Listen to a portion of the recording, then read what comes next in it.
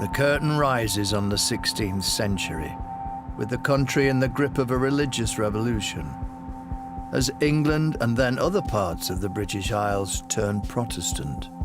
The Reformation is breaking with Rome, breaking away from the authority of the Pope and the Roman Catholic Church. They've created this cultural ground zero.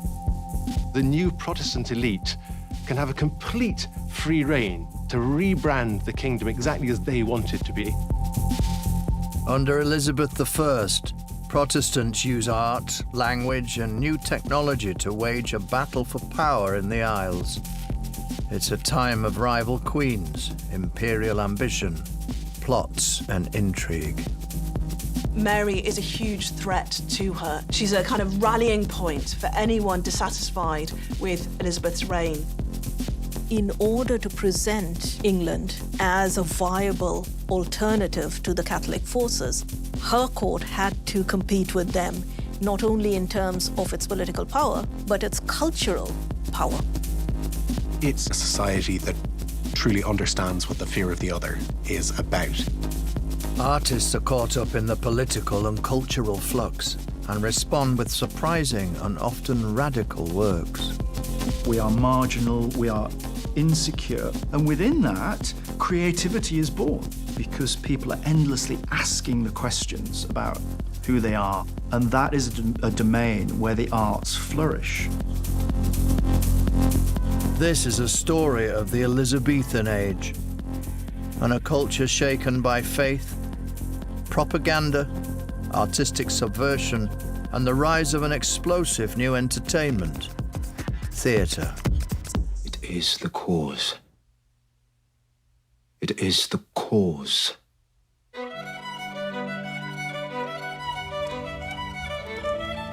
This is just one chapter in an epic journey.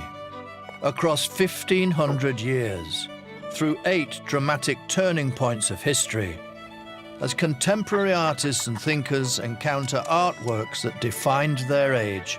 Man, can he paint? Exploring extraordinary creations from around the UK. You know, you'd think that was God. The work of past visionaries, mavericks, and rule breakers who responded to their times and shaped the future. Yeah, got it. This is it. Oh, look at that. I want to cry. Tracing a story of creativity, revealing an alternative history of these islands, told through art.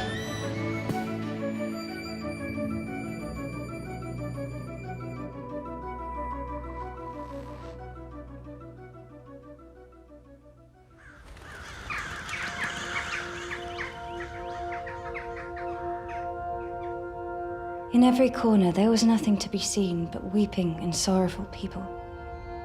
1563. Elizabeth I's reign has begun uneasily, but an extraordinary book will bolster her rule by rallying the people around England's new Protestant identity. A chain was provided to bind him to the stake, and when it had tightly encircled him, fire was set to the fuel, and the flames began soon to ascend. Elizabeth's predecessor as Queen, Bloody Mary, had reversed their father Henry VIII's break from Catholicism and publicly burnt some 280 Protestants. Now, a terrifying account of the persecution aims to fire up the Protestant faithful under their new Protestant Queen.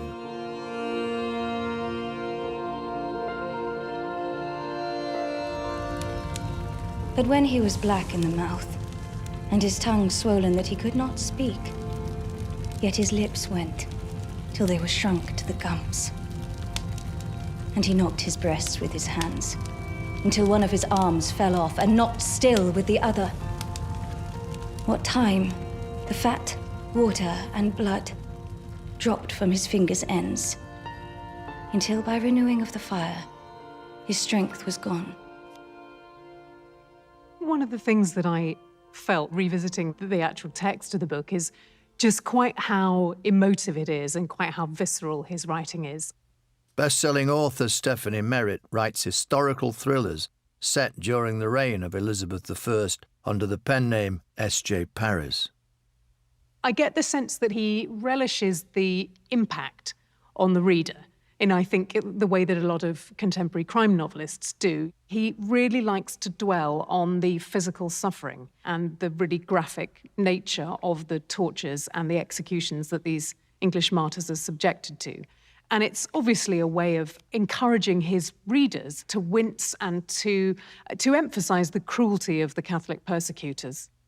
He really wants his readers to enter into the spirit of the suffering of these martyrs, but also their heroism.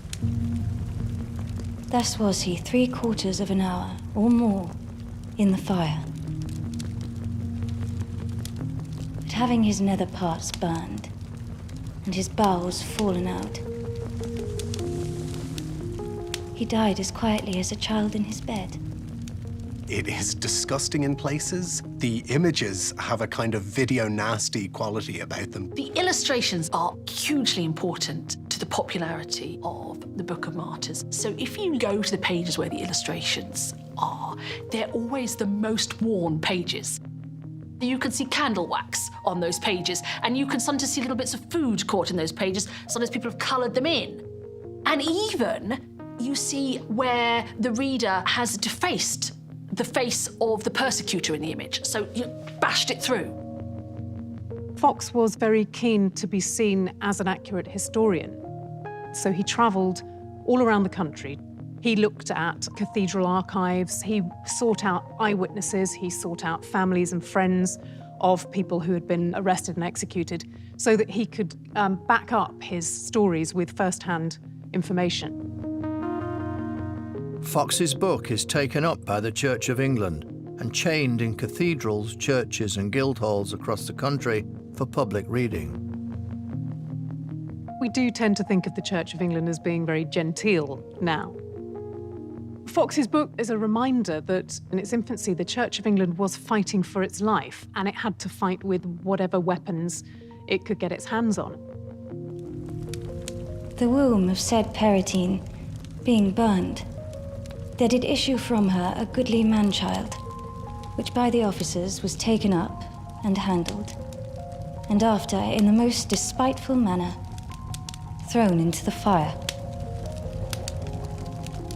The Tudors, if you cross them, it's just straight away. You know, they are just, it's like a mad mashup between Stalin and the Sopranos.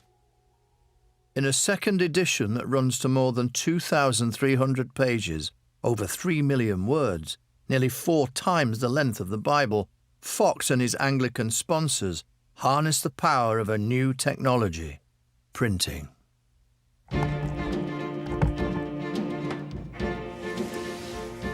Now we have these machines, following Caxton, which just churn out this material, and, everybody can acquire it and read it. Ideas can be communicated so much more quickly. And people are just totally blindsided by this. Suddenly, there's this free-for-all of information. It's all just blown apart.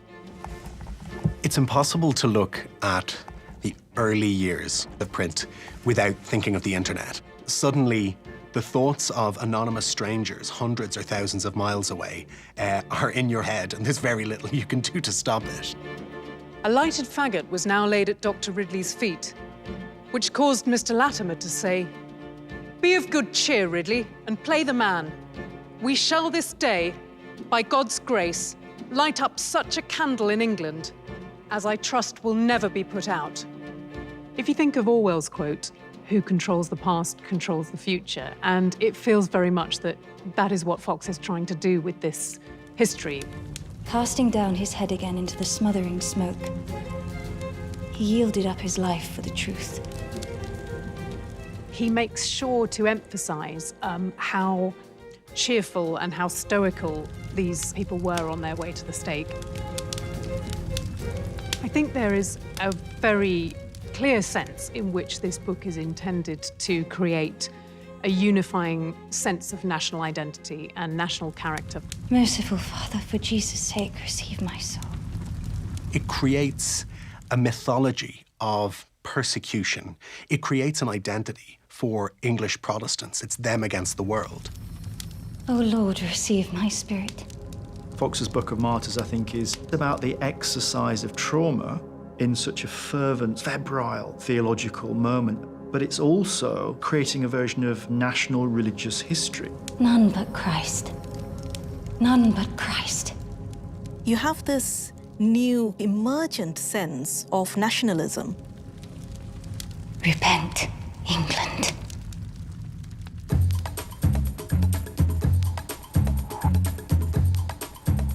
Reformers around Elizabeth want England not just to repent, but to rebrand, and with more than words, with an image.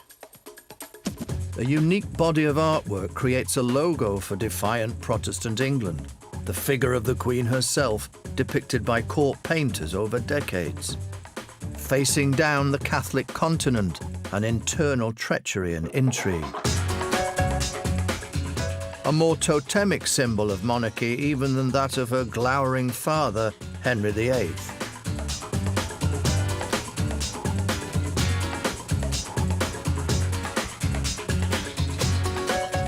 She was at pains to demonstrate that she was more powerful than everybody else, and also, given the fact that she was a woman, that she was as magnificent and as powerful as her father. Hilary Lynn is a historian of Tudor fashion. The way that Elizabeth dressed was all about projecting majesty, magnificence, but above all, power. One of the things that Elizabeth I learned from her father was how essential public relations were for any monarch. Henry VIII was great at pinpointing the sovereign's presence in the minds and hearts of his people. And Elizabeth does exactly the same. In fact, she's better than her father. She uses portraiture to fashion this image of herself as a sort of timeless political icon. Gloriana, the ageless, flawless monarch, eternal, that she will never die. That's what the population need to believe, because there is no heir. She's the Virgin Queen. You can see how the portraiture creates her as this untouchable figure. And ultimately, it's our conceit and our failure, I think, to try and project character into it. It's not there. That's absolutely what she's preventing. You can't get to me, you can't get to me, but you can look at me all the time, look at me. I think Elizabeth walked a very fine line with gender roles. So sometimes she was very much a masculine presence, and we know this because of her famous speech, "I may have a body of a weak and feeble woman, but I have the heart and stomach of a king, and a king of England too." But she also played on the very feminine role, the image of the Virgin Mary. So she was this sacred female presence at court. It's a very shrewd political game that she's playing to take these roles, to turn around the idea of the weakness of her position as a woman and an accidental inheritor of the kingdom, to then turn that to her advantage. And that seems to me very calculated in terms of images that she would sanction and others that she wouldn't allow. Another form of art is central to Elizabeth's projection of power: her dresses. Just before Elizabeth's death, an inventory was taken of all of her clothes, and we know that she had almost 2,000 items of dress in her wardrobe, and the descriptions are very detailed. Elaborate velvets, gorgeous embroidery in silks and silver. The problem is very little survives.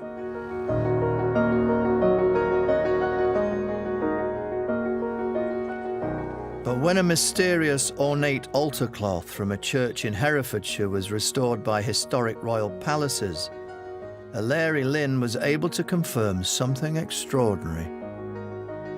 I knew straight away that I was looking at something really exceptional.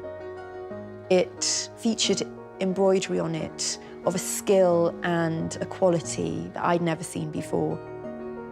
And the embroidery was done on cloth of silver.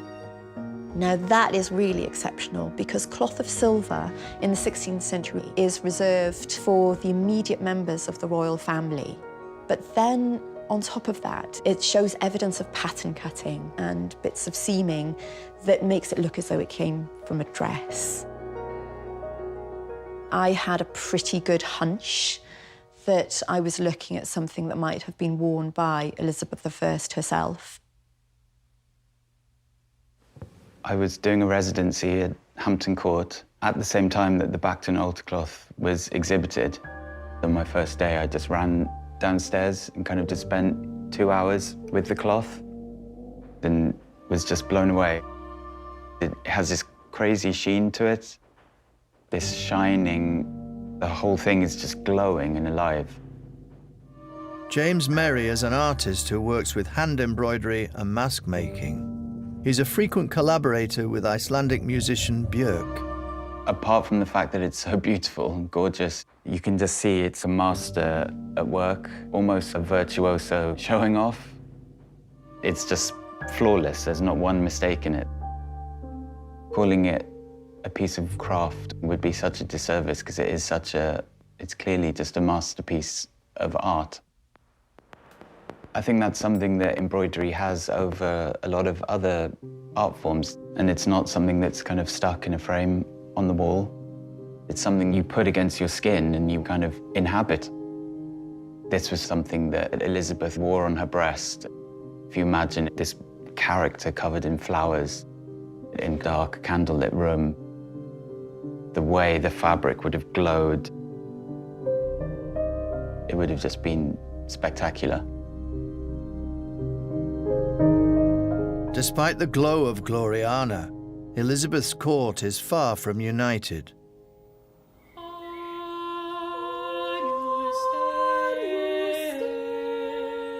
Intrigues and uncertainties around faith fester even among the Queen's inner circle. Some continue to follow the Catholic Mass away from eavesdroppers.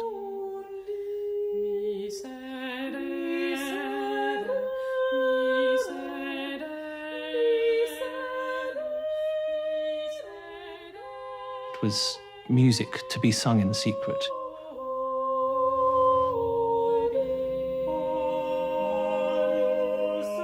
You can feel the passion, you can feel the heart and soul that's gone into it, and that slight feeling of fear.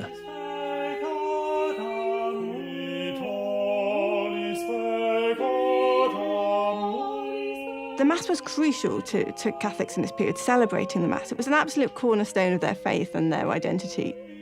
Now, Catholic Masses were absolutely not allowed in Elizabethan England.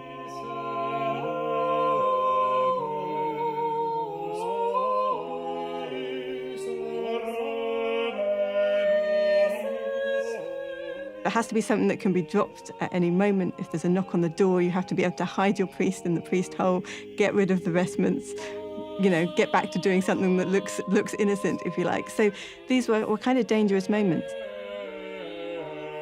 What's surprising is that the composer of this subversive secret mass is William Byrd, one of Elizabeth's own court musicians at the Chapel Royal. He is, on one hand, fully in the establishment writing for the Queen, at the same time writing music that was, for its time, illegal. Here's a musician who is still setting Latin texts to English music 30, 40, 50 years after that was notionally banned. It really is as if some Russian writer under Stalin was still saying nice things about the Tsar.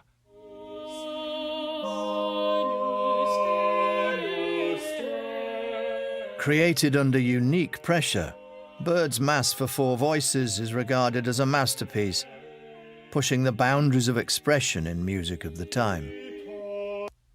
So that's the opening, and I think you can hear in that we're in a very calm, peaceful world. There's not really any sense of where this music is going to go next. You know, at this stage, it's very typical Renaissance polyphony.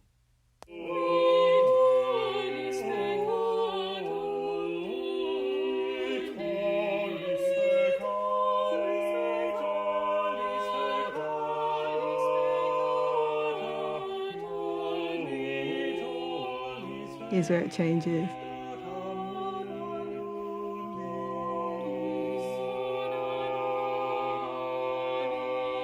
All of of a sudden, you're in this dissonant sound world with the voices clashing against each other as they open. And this phrase, Donna Nova's Pacem, give us peace, gets repeated again and again and again by the voices kind of piling up on top of each other.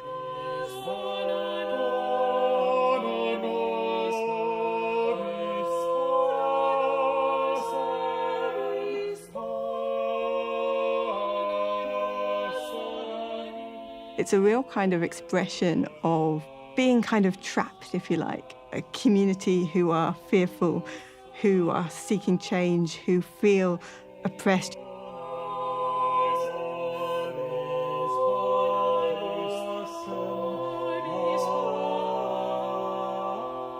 They've been through these horrific official changes of religion again and again, with people being killed for just holding their religious beliefs.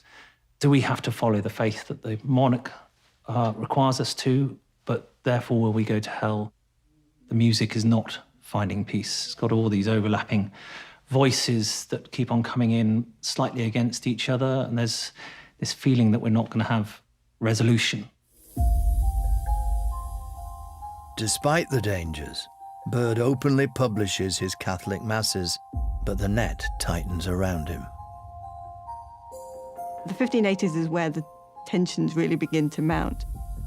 There were a number of plots by Catholics against Elizabeth, and we also see Byrds on the margins of some of those. You're recognized by the state, by the Queen herself, as this great artist, which kind of lets you put a foot a bit wrong, but you better not go too far because the people you're associating with are actually being executed. We see him under house arrest for a period. They search his property. And we have an order from Elizabeth basically saying this legal case stops, and it does. She may be a Protestant, but she is a queen. And it so happens that Elizabeth loves music. A Catholic composer Elizabeth could live with. The defiance of a rival queen was a very different matter. That rival is Elizabeth's cousin, Mary, Queen of Scots, and the widowed Queen of France. In 1561, aged 18, she travels from France to Scotland to take up her throne. Mary's a huge threat to Elizabeth for many, many reasons. She's also a Catholic. She's also deeply charismatic. Mary has a better claim to the throne if you are of the faction that think that Anne Boleyn's marriage to Henry VIII was illegitimate because his first wife was still alive.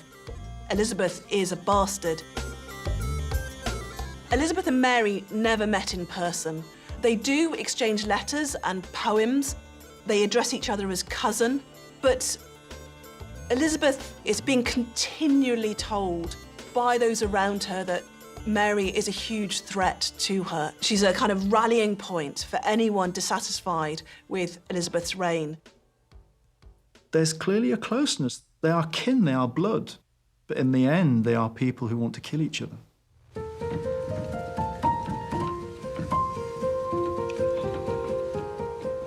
Where Elizabeth uses portraits, Mary will deploy the expert goldsmiths of her new kingdom to help project her power.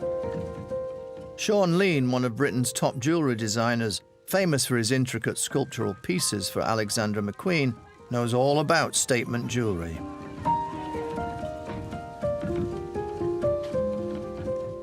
What an honour to be standing here with these incredible artefacts. This beautiful locket. And then we have a miniature portrait. How beautiful, how fine. The locket, thought to depict Mary and her son James, forms part of the Pennycook jewels, now under the care of National Museums Scotland in Edinburgh, passed down through generations as relics of the Scottish Queen. The seed pearls are woven around the edge in a twisted pattern with this lovely beading in between, such detail, like really soft ribbon in gold. Stuart, Scotland, was producing some of the most beautiful Renaissance jewellery in the world. You know, a portrait hangs on a wall. But a locket, a portrait locket with such miniatures as the man and woman here can be worn close to the heart. I think over the centuries, some of the strongest women from some of the biggest dynasties have been empowered by jewels. There's this coming together of great skill, celebration, and craft to create beautiful objects, and then put all of that in the mix of a political, religious war and a battle between two queens. You get these pieces of jewelry that not only exude beautiful craftsmanship, but they tell a story. We think of Scotland as being grey and dismal, but Scotland very much engages in the European Renaissance. The Stuart dynasty that were ruling Scotland this time have aspirations to be European monarchs. They're very much connected to continental Europe. They don't look to the English court south of the border, they look to Europe. For Mary, jewellery is more than about status and rewarding loyalty. As a devout Catholic, it helps her express her faith. I've always been fascinated by Amanda's. I almost want to pick it up and smell it to see whether the scent of the musk or the cinnamon or the cloves are still embedded within the beautiful spheres that held those perfumes. This pomander is more personal than any portrait. Mary may have used it as her rosary to count prayers during Mass.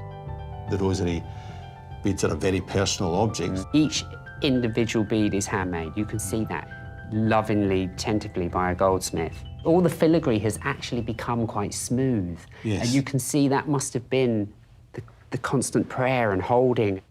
This object has a sense that it's been used and valued and appreciated. It's not just a work of art, which it is. It's been loved. It's been loved. Her jewellery collection was very close to her heart, and I'm sure it comforted her many times in need. Very, very much so, Sean. And Mary was very much influenced by charms and amulets. And of course, this doesn't go down well in Protestant Scotland with fiery preachers like John Knox. Yeah. That connection to the old religion, to superstition. Mary's reign in Scotland is troubled from the start. The Reformation has reached deep into the country. Many do not accept a Catholic queen. Mary came back to a country which had been effectively forcibly reformed under her feet, and encountering a largely hostile set of reformed nobles. And it was an exceptionally difficult situation to manage. I think there was a sense that the kind of cabal, the coterie of men around Mary were always actively working against her. Mary flees to England in 1568, and she does so after a disastrous series of events in Scotland. That includes the murder of her secretary, the murder of her husband, Henry Lord Darnley, and her marriage to the Earl of Bothwell, her imprisonment, which she managed to escape from, and then her supporters failing on the field of battle. Once it starts to unravel for Mary, and she's pushed out of Scotland, then she becomes much more of a clear and present danger for Elizabeth. Mary, Mary, quite contrary, how does your garden grow? With silver bells and cockle shells and pretty maids all in a row. Mary represented such a threat that she had to be kept under house arrest and under surveillance. That's part of the captivity, is so that they can keep tabs on her, can understand what she's doing.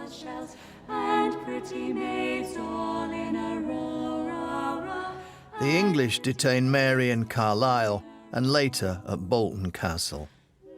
But it's an opulent kind of captivity. She does needlework to entertain herself and find creative release. Some of her work hangs here at Oxburgh Hall in Norfolk.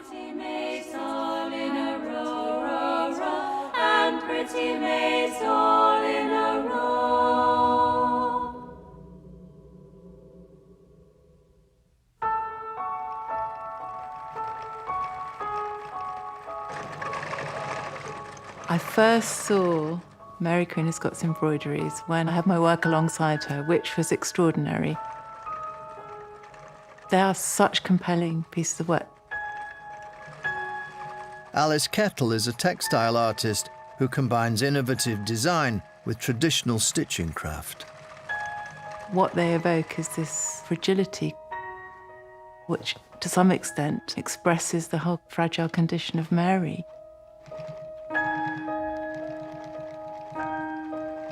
I love the idea that this three-dimensional line can actually be descriptive and tell stories.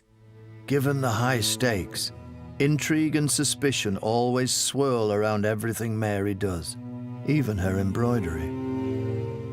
On one level, the needlework, the embroidery, was something to do.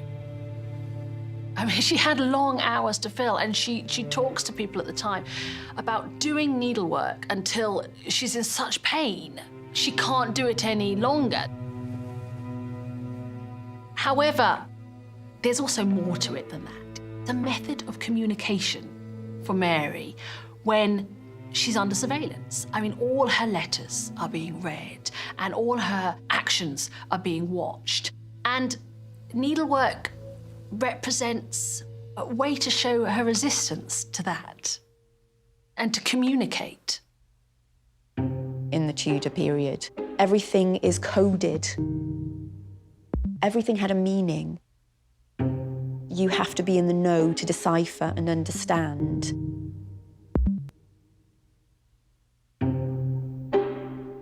So different flowers represented different things. Different colours had different meanings.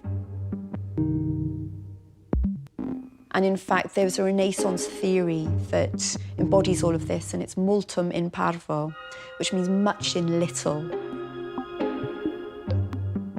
And I think that the embroidery fits very well into that language. So one of the pieces that Mary does is of a cat. Now, she gets the image from an emblem book, and that happens in a lot of the embroidery. But she adds something to her embroidery that wasn't in the original emblem book, and that is a little grey mouse. And so the ginger cat is toying, is playing with the little grey mouse. It's long been held that the cat is a picture of Elizabeth. Elizabeth was a redhead, of course, and that large ginger cat has a very marked and predatory presence in that tapestry. And there seems no reason to doubt that Mary felt victimised by her cousin. Probably one of the most political pieces shows a barren vine being cut off so that a fruitful vine will grow. And it has a motto in Latin saying that virtue flourishes through wounding. What does this mean? You could interpret it that is just Mary persevering in captivity. But there is a more treasonable explanation, and that is that the barren vine of Elizabeth should be cut off and replaced by the fruitful vine of Mary. Mary is embroiled in multiple plots while she's in captivity. Mary sends this embroidery to the Duke of Norfolk, and he becomes caught up in a plot to remove Elizabeth from the throne, marry Mary, and Mary put on the throne. And in his trial, this piece of embroidery is introduced as evidence of his treason, for which he is executed.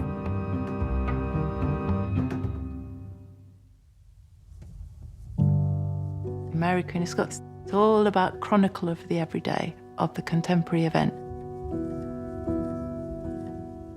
The canon of embroidery from the Bayeux Tapestry. Embroidery became the place of women's voices, the place where they could show their individuality and they could storytell their own lives. It has this sort of fierce rawness that is part of a woman's condition. So it can be subversive, but I think the important thing is it can tell a different story.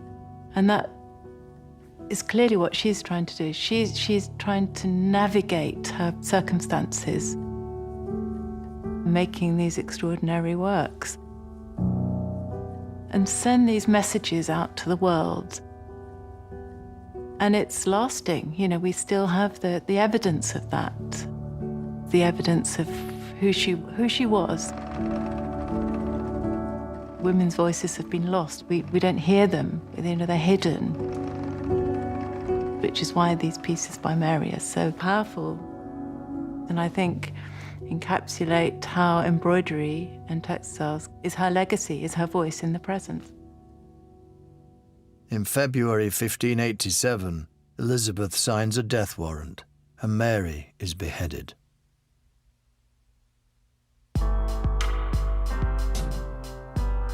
But any respite for Elizabeth is short-lived. The Spanish attempt an invasion with an armada of ships, only to be defeated in the Channel. I grieve and dare not show my discontent. I love, and yet am forced to seem to hate. I do, yet dare not say I ever meant. I seem stark mute, but inwardly do prate. I am, and not. Elizabeth herself writes poetry, and in one searing verse reflects on the roles she's had to perform. I freeze, and yet am burned, since from myself, another self I turned.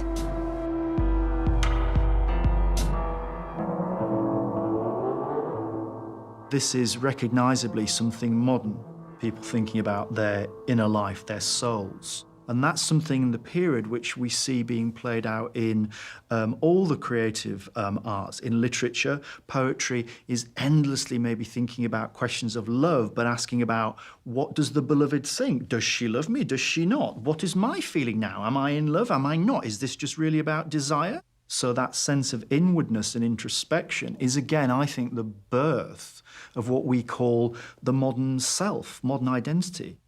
For Elizabeth, I don't think there is a particular distinction between what is personal and what is political, and that's what this poem is about. The fact that as a queen, her emotions as a woman are caught up in matters of state, and vice versa. She does not have the luxury of separating the two. And that's the tension you see throughout the poem. My care is like my shadow in the sun.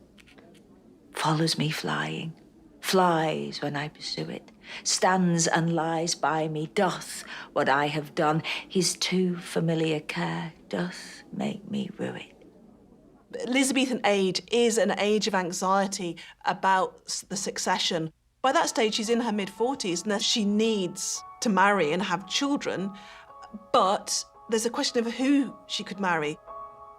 There's just never the right candidate at the right time. With this poem, what Elizabeth is doing is sorting through her feelings, or working through her feelings on what is the last chance, really, at marriage. You get some sense of the pain and the strain and the stress of constantly being observed, being the object of everyone's desires and wishes. No means I find to rid him from my breast, till by the end of things it be suppressed.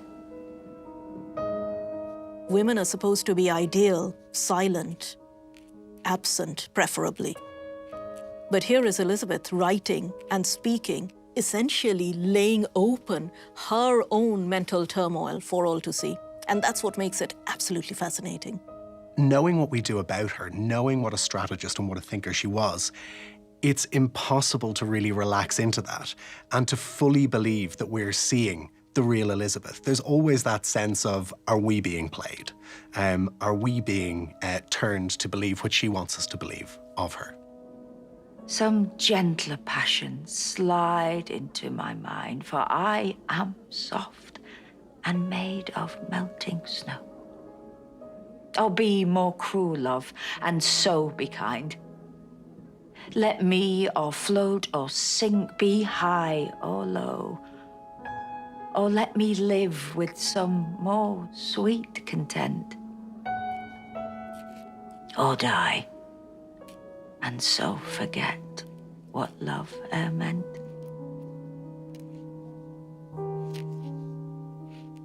There must have been a sense of perhaps regret for a path not taken, that she was not going to have marriage, she was not going to have children. That door is now firmly shut. She's married to England, purely devoted to England. But Elizabeth's ambition also ranges beyond England. Her regime attempts to unite the British Isles, not so much by force of arms, but through spreading the Protestant faith. There's already a union with Wales, and now an extraordinary work promotes Protestantism there, while also preserving distinctive Welsh culture under the English crown. It's a story that centres on language and starts before Elizabeth's time. Under Henry VIII, there is a programme of linguistic cleansing in Wales, much as in Ireland, to drive Welsh out of public life, out of the courts, out of official circumstances, and to replace it with English. It also decrees that the Welsh language is, I think it calls it a barbaric custom. So the Welsh language is in danger of disappearing. The idea is that by changing the language of the state, you can change the hearts of the subjects and render them loyal subjects to an English crown. But under Elizabeth, Welsh Protestants fear ordinary Welsh people can't understand the Bible in English, and their country may become an outpost for Catholicism. So clergyman William Morgan undertakes the task of translating the whole Bible into Welsh.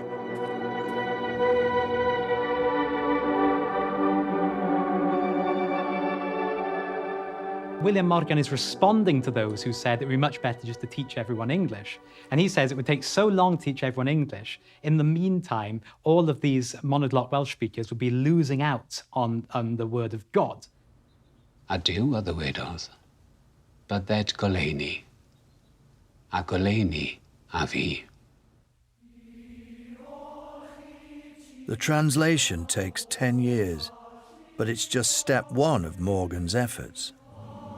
In this time, Welsh books were overwhelmingly printed outside Wales, in Oxford, Cambridge, and particularly London, where this Bible was printed.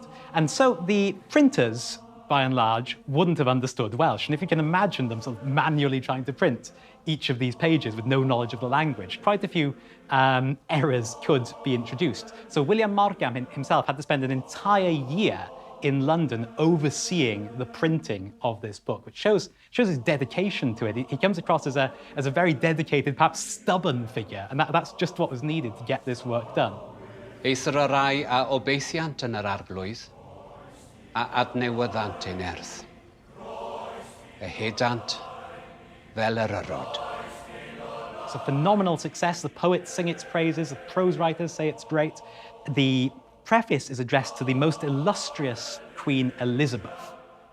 The Morgan Bible extends the power of the English Queen and promotes the Protestant faith, but in the process, Morgan achieves something even more important and long-lasting. He preserves an ancient language and arguably a national identity. Ewch gan hynny, a dysgwch yr holl genhedloedd. Gan I bydyddio hwy yn enw'r tad, a'r mab, a'r ysbryd glân. It standardized the language. It gathered together a spoken language, vocabulary and idioms that were known and heard throughout the land, but weren't written down in one place. Updated in 1620, Morgan's translation becomes the standard Welsh Bible used by the Church in Wales until 1988. It creates a shared text which can act as the basis for the literary Welsh of the centuries that are going to follow. If the Bible had not been translated, I do not know whether the Welsh language would have survived and whether the Welsh nation would have developed into that nonconformist nation, which for me led on almost seamlessly into that Labour nation, into that radicalism of the 20th century. And I do not know whether the Welsh language as a literary language would be alive today. Back in England, a very different genius would revitalise the English language. Through the 1590s, the country is besieged from within by plague and a fear of plots, and increasingly isolated and under attack from Spain. The pressure finds release in an extraordinary creative flowering: theatre. You can go there and get your fix of great events, great emotions, great colour and great pageantry. Theatre is a very compelling vehicle for people to imagine different worlds, different places, different ways of living. At loggerheads with Catholic Europe, Elizabeth has sent explorers west to the New World and traders east through the Mediterranean and Arabia. Playwrights conjure these distant empires and cultures and question England's place in the wider world. Who are we now set apart from Europe? All the structures that have sustained people for centuries have gone. And people, I just reach desperately for some new explanations of who we are and where we are, resulting in things like Shakespeare's plays. Look at the settings of Shakespeare's plays. They're all in these places like Athens, Venice, Vienna. The other side of that are the plays which are about English national history. So it's trying to carve out a space, a sense of Englishness, placing it in the world by saying we can put ourselves on this international map, and we can also tell a story about English national history. William Shakespeare moves to London from rural Stratford and relishes the freedom he finds to write for a cosmopolitan audience in an increasingly global city. In the ports of Deptford, you'd have Japanese sailors and Bengali boys who've come over on ships. A whole outburst of flavors and sounds of all of these different nations. The silks, the spices, the way people dress. Italian ruffs, French-cut breeches, and strange Spanish hats. Even the language. So you get the incorporation of Arabic words. Words like zero, tulip, turban. And you have elders worrying, what is English identity? Are we losing our sense of ourselves? Except that no one is entirely quite sure in this period what that sense of ourselves is. You see the drama of the period endlessly obsessing about these questions. Erected near London's thriving docks, Elizabethan theatres like the Globe are places of raucous and edgy entertainment. Going to those first theatres must have been an extraordinary experience. It's open to the elements for a start, so if the weather's boiling hot, everybody's hot and sweaty. If it's raining, it's still going to carry on. We have to leave behind our idea of going to see a play quietly and attentively. People spoke, people interacted with the actors on the stage. There were people selling things. It's boisterous, it's chaotic. This is not a place of people dancing around in tights. All your senses were being assaulted. You're watching a spectacle which is just completely mind-blowing. Characters flying in from the sky or things rising out of the stage. People being dismembered. Fireworks to represent flashes of lightning. You're seeing a young boy dressed up as Cleopatra. It is a sort of VR for the Elizabethan era. It is not elite. You've got to think of it more as a sort of football match event. It's into this radical space that Shakespeare channels his creativity, staging ambitious, sometimes subversive plays that question identity and the common experiences of the human condition. Shakespeare is writing in a society that truly understands what the fear of the other is about. He is writing from a city which has witnessed riots against migrants. Shakespeare is definitely addressing how difference is weaponized. What Shakespeare's brilliant at is picking up people's anxieties, their hopes as well as their fears. And I think you get that with Othello.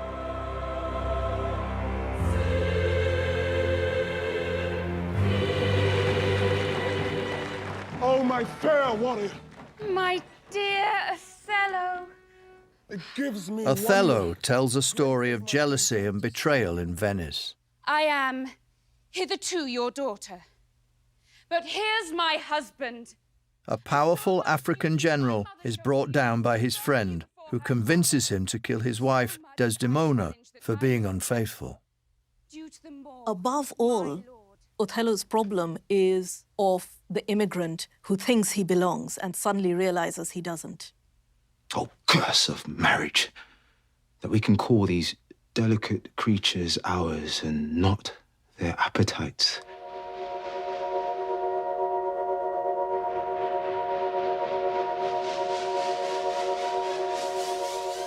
I studied Shakespeare at school, like we all did. I think it's an incredibly important play. And it made me really want to question why Shakespeare is so important still, what he does to the British psyche. And it all just kind of flooded out. Phoebe Boswell is an artist who has explored Shakespeare's complex attitude to race in a multimedia performance piece. Did you know, Mr. Shakespeare, for no one is sure when you decided to draw Othello as a Moor that his blackness, his otherness would always raise queries about whether the play's racist, and other such theories pertaining to your own true thoughts as the writer, the drawer, back in Elizabethan times, which of course was before all these histories of trauma, inequality, migrations that have amplified difference, magnified segregations, traded souls across borders, constructed black and white as the slave and the master, the weak and the might. So some say you couldn't know when you drew your hero back in the 1600s. The complexity of Othello is really palpable because you've got this central character, this black man, who the whole way through is prejudiced against, but he's in a position of power. He has this nobility about him. She loved me for the dangers I had passed, and I loved her that she did pity them. This only is the witchcraft I have used. And so I really started to question what Shakespeare's intentions were, whether it was in fact absolutely a critique of whiteness, all the way back then. It's extraordinary that Shakespeare was dealing with this nuance and with this duality then that still exists now. I think the extraordinary thing about Othello is obvious as soon as you think about it. This is the first black character in English literature, and the English audiences clearly had no trouble with this. They regarded him as a tragic hero in the same way as Macbeth or Hamlet, which is an amazing comment to me about how genuinely kind of global and multicultural English society of that day was. Othello is eloquent and brave on the same level as any of the great tragic heroes. In your own words, Mr. Shakespeare, you pose black as the devil and create characters who speak race at an astounding level. They describe Othello as devil, lascivious Moor, black ram. You evoke prejudice at every turn. But, hello, you then subvert the whole thing with the poise and the grace that you give to Othello. He stares State straight in the face and says, I only told her stories of the places I've been, of the trauma, the drama, the things that I've seen, the far away, the exotic. It all seeped into her heart. That's the only voodoo that I do. So, dear Mr. Shakespeare, did you choose the dark charcoal for his, I quote, sooty skin to make a point about race and who can, who does, and who should fit in?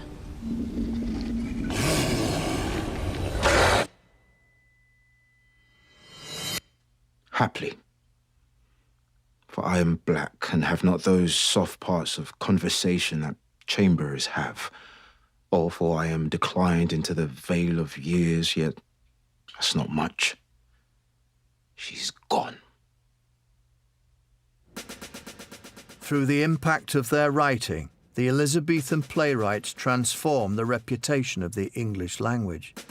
On the continent, England has long been viewed as a backwater, better known for wool exports than culture. But now English writers have proved they have a language rich in literary possibilities.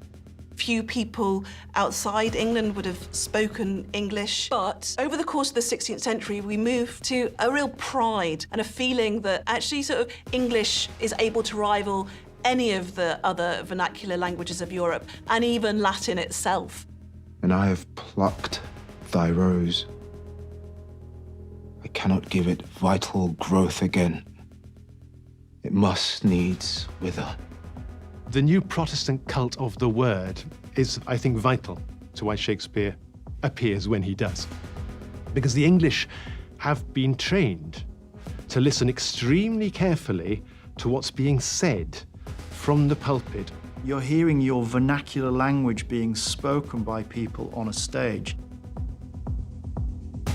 This is absolute gunpowder. It is the cause. It is the cause, my soul. Let me not name it to you, you chaste stars. It is the cause. Yet I'll not shed her blood, nor scar that whiter skin of hers than snow and smooth as monumental alabaster. Yet she must die. As Othello is being written, Elizabeth is close to death. The febrile, divisive, and yet hugely creative Elizabethan age is drawing to a close. I always enjoy the idea that Shakespeare's England, if we call it that, is a golden age. What I see is anxiety, it's worry, it's fear, it's this sense of England, of English culture and of the English language as marginal. There's such a strong sense that on the continent, the French and the Italians have forged ahead. And here, out on this rock, almost at the edge of Europe, the boat is being missed. You wouldn't have the kind of emergence of English literature in this period unless you had those anxieties about losing English identity. It's so tempting to fall into those binaries and think about an uncomplicated golden age or a terribly complicated age of crisis. But Elizabethan England is both. The monarch lined up to succeed is a Scottish other, James Stuart, the son of Elizabeth's greatest rival, Mary, Queen of Scots. By the end of Elizabeth's reign, the glory days of the Armada and of Shakespeare's first successes, that's all gone. England is paralyzed, just waiting for their allegedly wonderful Virgin Queen to finally drop dead. And no one knows what's going to happen next because no one's been allowed to prepare for it. And most people think there's going to be a civil war. Put out the light, and then put out the light. Next time, art that tells the story of the bloodiest, most radical century. A clash of Scottish kings and English Parliament. Free speech, fake news, and war across the Isles. When did you last subvert the status quo? Be inspired by some of the incredible but overlooked individuals who disrupted history with their creativity. Go to bbc.co.uk/art that made us and follow the links to the Open University.